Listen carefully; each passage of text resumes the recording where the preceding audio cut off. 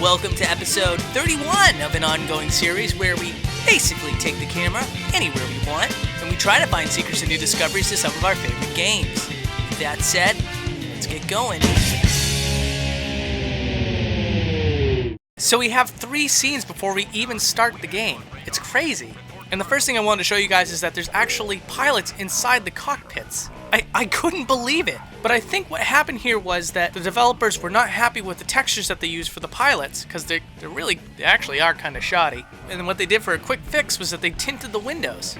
And the other thing that I wanted to show you guys was the interior of the helicopter. Now what's interesting about this is that there's actually a specific room made specifically for that one scene where Sonic breaks out. Now the rest of the helicopter is just a double-sided texture, which makes that little cube space even funnier. So that one scene before we actually start the game is that Sonic is actually pressed up against the hatch door before he escapes. And he has a big dopey look on his face the entire time. And what's even funnier about this is that when he finally does escape, it just looks like he's getting sucked out. Later, dude. Next up is the level City Escape, and we're going to be doing a lot of the viewer favorite zoom outs. So when we zoom out City Escape, you can see that the buildings are mostly rendered. This kind of makes sense because the roofs need to be textured and modeled, because you can see them as you're sliding down in the distance. But you'll notice that on the sides and in the back, there's nothing there. This is to save on memory, of course. In fact, I was kind of hoping to see some things down the streets whenever there was a 4-point, but unfortunately those streets end very quickly as well. In fact, it looks like the developers smartened up quite a bit, because in Sonic Adventure 1, they didn't have all this culling. Everything was rendered at once. So much to the benefit of all of us, the developers incorporated all new memory saving techniques for Sonic Adventure 2. Will benefit to gamers as a whole, not so much for the show Boundary Break, because as you can see, culling can actually hide away things that are actually really hard to see or sometimes never seen by the player. But that's okay, we have a workaround for this episode because, well, as long as Sonic is in with eye shot of whatever scenery we're trying to look at, it'll appear. And we do have a modification to make sure that Sonic can go anywhere. Trust me and we will escape from the city. Here's a close-up of the F-61 pilot. Now I know that's a little bit random, but this is one of those instances where the character is so negligible that you barely get to see him, and as a result you also don't get to see his cockpit, which is also textured. And now we're going to look at the Chao Garden. Why? Well, because so many people talked about the Chao Garden in the Sonic Adventure 1 episode. How could I possibly forget it this time? So for the Chao Garden itself, you can see there's not a whole lot to it, but I'm a man of my word. I'll also show you guys the skybox, because the skyboxes in the Sonic Adventure games are particularly cool. Being that all the textures in these games are double-sided, you can see the actual bubble that all these worlds exist in. Now, much more interesting within the Chao Garden is the actual mini-games that you play. There's unique environments made for each one, and this one in particular is very detailed. And naturally, it makes a lot of sense to just look at it from another perspective. Now, unfortunately, there isn't much to see except for...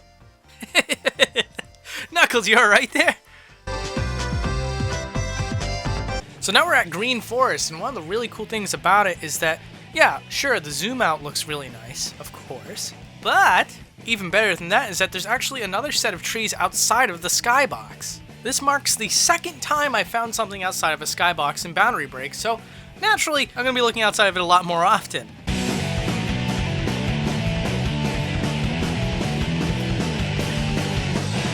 So here's a fun little tidbit that I've been putting off for a long time. Did you know that cutscenes in 3-dimensional games are typically in a 3D space? Yeah, so essentially when you see a pre-rendered cutscene, it's very likely that it's actually being played out in a 3D area. And since this is Boundary Break, I can actually manipulate the camera around the cutscene and look at it from different angles. It's kind of a shame that we can't go into pre-rendered stuff, but this is still interesting in its own right. Now that was a pre-rendered cutscene. However, in-game cutscenes are another deal. So in this scene with a limousine, oh, that was fun to say. You have the president talking to Dr. Eggman. But if we move the camera outside the limousine, you can see what it really looks like. And I gotta admit, I've never really seen a limousine that looks quite like this. Otherwise. So now we're at Pyramid Cave, and this is one of those stages where the environment's really interesting. One of the things you hardly ever get to see with Tails is the ancient statues. Yes, you get to see them with Dr. Robotnik, but it's usually at night, so this is how they look with better lighting. And another cool thing too is, those pyramids in the background, what do you think they are? You think they're a 2D texture? They certainly look like it. Well, I bet you'd be interested to find out that they're actually pseudo 3D. Yeah, for some reason, despite the fact that it's so far off in the distance, the developers actually decided to give them some polygons, which I find odd because this is clearly a printed image. And whenever you see realistic stuff in video games, I tend to only see them as 2D textures. So it's really cool. And now we're fighting the ghost boss. And man, what a pathetic looking ghost. But zooming in on this guy revealed something to me. Any character with a round eyeball actually has the retina texture on the opposite side as well. So the texture occupies half a sphere, and then it's duplicated on the opposite side to make a full sphere.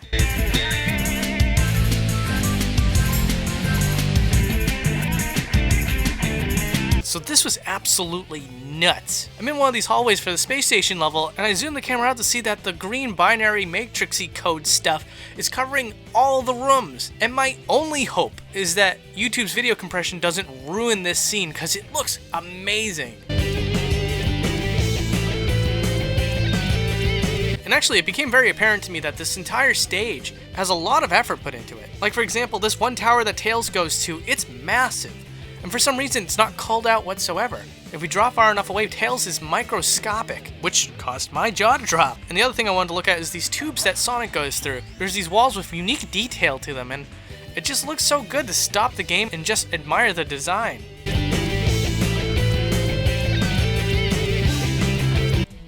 So this scene is comedy gold. I was playing out this cutscene where Tails just defeated Dr. Eggman, and while Tails is distracted talking to Sonic, Dr. Eggman grabs the emerald and essentially causes mischief after that. But when we point the camera at all of Dr. Eggman in this cutscene, I got no words.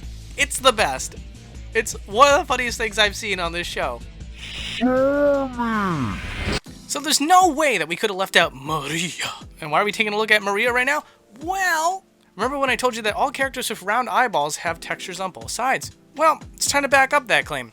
So when we take the camera into the back of Maria's head, we can actually see that there are two eyeball textures on the round sphere. And it looks absolutely ridiculous on Maria.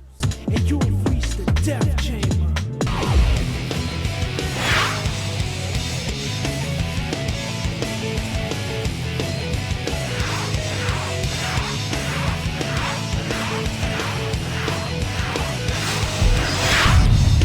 So what better way to end the episode than with Super Sonic and Super Shadow? Is that what we're supposed to call them? Anyways, in this brief moment you can actually see Sonic and Shadow flying up through this weird particle effect, and then they suddenly transform into Super Sonic and Super Shadow. But if we take the camera below them, you can actually see that Super Sonic and Super Shadow are sitting there waiting. And if we take the camera even further down, we can see that their bodies are all deformed and scrunched up. And so the way they pulled this off, and this is really cool, if you slow the game down to a crawl, you can see that the models are actually swapping with each other at a really fast speed, faster than Sonic the Hedgehog himself. And this is essentially when they've transformed. So when we take the camera down below Super Sonic and Super Shadow, we can see regular Sonic and regular Shadow now down below. I'm just kidding. There is one last thing I want to show you, and that is that in the ending credits and this final screen with Chao the Hedgehog, you can actually see Master Hand and Crazy Hand. I know it's not really them, but please, I want to believe. And one thing I can't explain whatsoever is that there's like a white rectangle in between the two hands. I mean, I can probably guess that the hands are there because there needs to be a character model present, but the white rectangle, I have no idea. Haven't got a clue.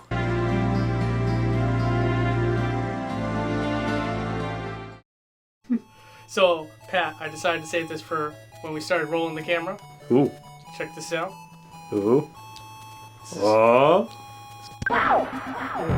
This is what my girlfriend got me for my birthday. Duh. It's adorable. Anyways, guys, that was the Sonic Adventure 2 episode. Thank you so much for watching.